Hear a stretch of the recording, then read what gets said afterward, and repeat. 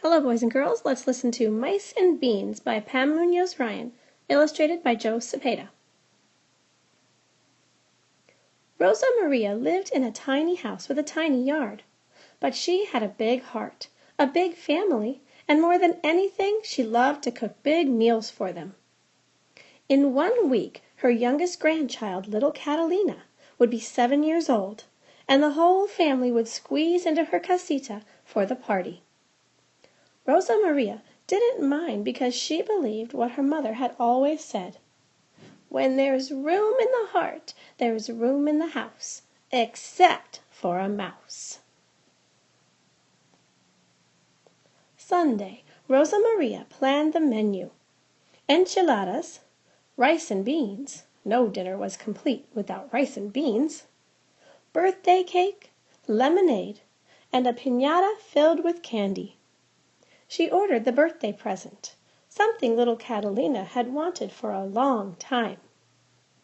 Satisfied with the plans, she wiped down the table so she wouldn't get mice and took out a mouse trap just in case.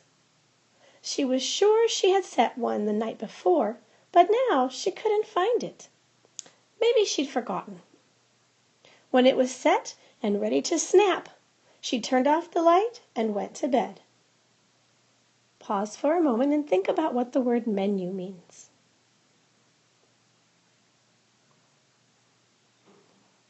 Okay, let's move on. Monday, Rosa Maria did the laundry. She washed and ironed her largest tablecloth and the 24 napkins that matched. But when she finished, she only counted 23. No importa, she said. It doesn't matter. So what if someone has a napkin that doesn't match? The important thing is that we're all together. After dinner, she swept the floor and checked the mousetrap. But it was missing. Didn't I set one last night? She wondered. She hurried to the cupboard to fetch another, and when it was set and ready to snap, she turned off the light and went to bed. Pause and think about what the word fetch means.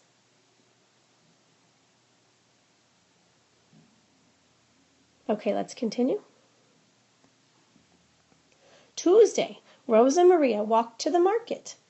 She filled her big bolsa with tortillas, cheese, red sauce, white rice, pinto beans, and a bag of candy. She bought a piñata, and on her way home she stopped at the pasteleria to order the cake. After dinner, she washed the dishes and checked the mousetrap. But it had vanished. Que boba soy! Silly me, I must have forgotten again. She hurried to the cupboard to fetch another, and when it was set and ready to snap, she turned off the light and went to bed. Wednesday, Rosa Maria prepared the enchiladas. She noticed the piñata was missing a few feathers. No importa, she said. Those feathers won't make a difference to the children when the piñata is filled with candy. After dinner, she mopped up the sauce and checked the mousetrap. But it was gone again. I am so busy that I'm forgetting to remember, she cried. She hurried to the cupboard to fetch another, and when it was set and ready to snap, she turned off the light and went to bed. Thursday, Rosa Maria simmered the beans. She searched for her favorite wooden spoon, the one she always used to cook frijoles, but she couldn't find it.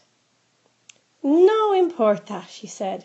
The beans will taste just as good if I use another spoon. She added water all day long until the beans were plump and soft. Then she scrubbed the stove and checked the mousetrap. But it was nowhere in sight. Cielos, she said. Heavens, where is my mind? She hurried to the cupboard to fetch another, and when it was set and ready to snap, she turned off the light and went to bed. Pause and think about what the word simmered means.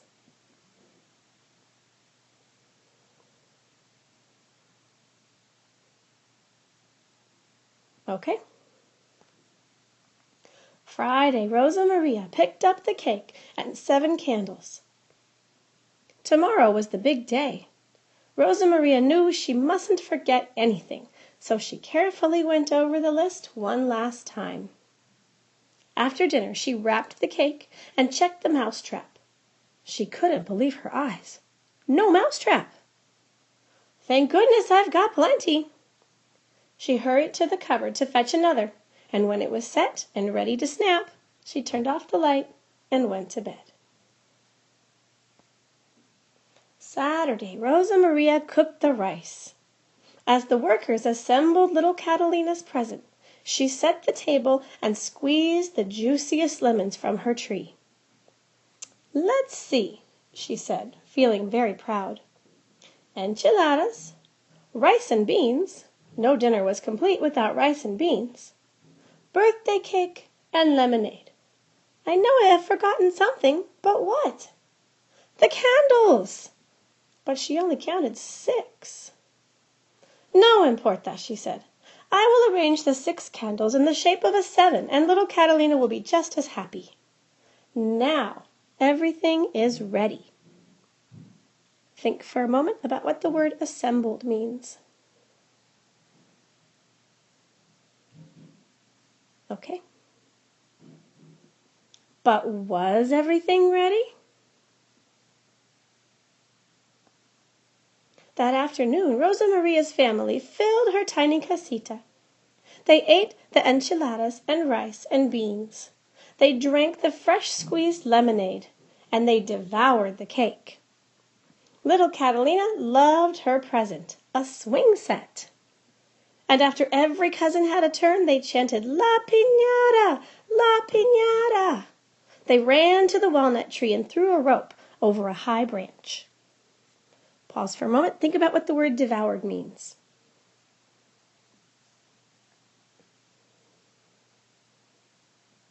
Okay, let's keep going.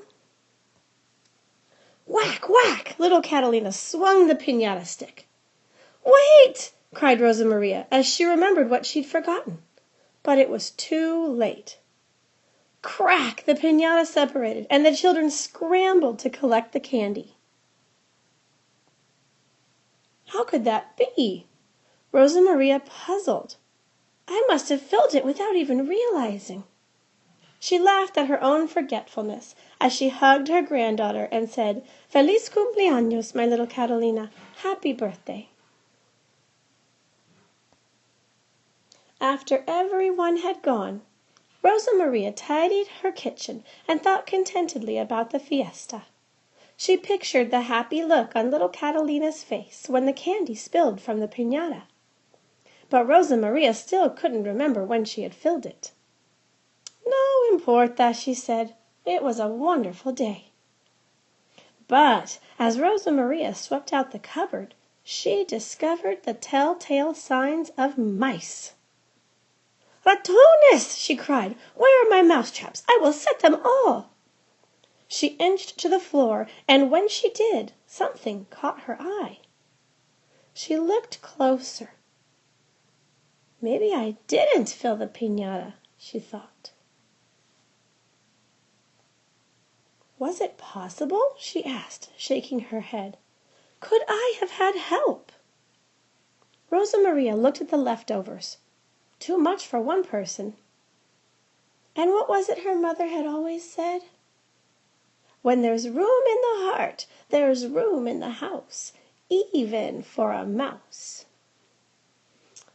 "Fíjate, imagine that," she said. "I remembered the words wrong all these years. Besides, how many could there be? 2? 4? No importa," she said. "It doesn't matter if a few helpful mice live here too." Then she turned off the light and went to bed. And never set another mouse trap again. Okay, that's the end of our story. Think for a minute about how the pictures help this story, help you understand this story better.